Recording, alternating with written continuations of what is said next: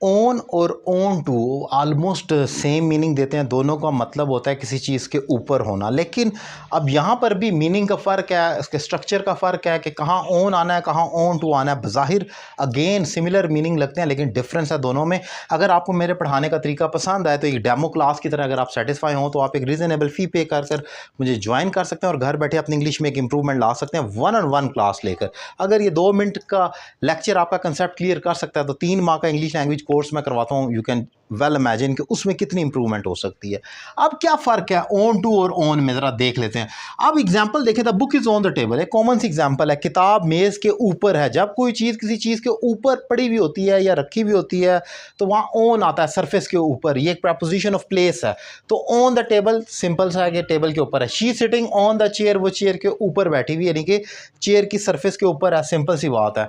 तो ये तो ऑन का मामला है जो कि बहुत ही सिंपल है। It shows we use preposition on when anything is on the surface of anything, कोई चीज़ किसी चीज़ की सरफेस के ऊपर रखी हुई हो। लेकिन on to कहाँ आता है जरा ये देख लें। अब जैसे he jumped on to the wall, उसने दीवार के ऊपर छलांग मारी। इसका मतलब ये नहीं कि वो मतलब दीवार के ऊपर चढ़ गया, बल्कि उसने ऐसी छलांग मारी कि दीवार को क्रॉस कर चला गया। ही जंप्ड ऑन द, उसने दीवार फलांगी कह लें, ऐसे कह लें, उसने दीवार फलांगी, अब छलांग मारकर दूसरी तरफ चला गया। तो वो आपने यहाँ पर ओन अगर कहते हैं तो इसका मतलब है वो दीवार के ऊपर छलांग मारकर खड़ा हो गया। तो ऐसा तो पॉसिबल नहीं है।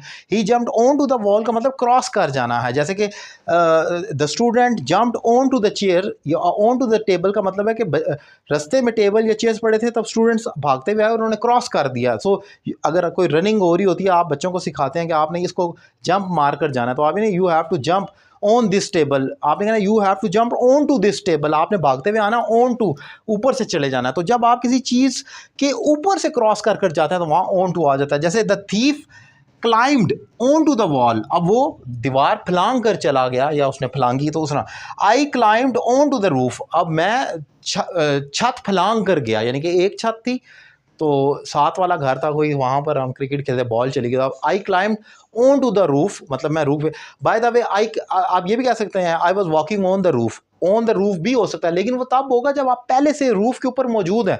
लेकिन ये सिनेरियो डिफरेंट होता है। ऑन टू आप तब करते हैं जब आप दूसरी जगह से आते हैं, ये बीच में एक जगह होती है, इसको क्रॉस करते हैं और थर्ड प्लेस पर आकर लगते हैं, या वो आपकी डेस्टिनेशन होती है, तो वहाँ ऑन टू की प्लेसमेंट करनी होती है आपने। ये एक इंपॉर्टेंट पॉइंट है जो मैंने डिफाइन किया। उम्मीद करता हूँ लेक्चर आपको पसंद आया होगा। अगर आप मेरे दीगर लेक्चर देखना चाह रहे हैं तो मेरे YouTube channel Syed Ali Raza Kazmi subscribe कर लें, और नंबर आपकी स्क्रीन पर मौजूद है। अगर कोई भी क्वेश्चन आप पूछना चाहें तो पूछ सकते हैं। Thank you very much.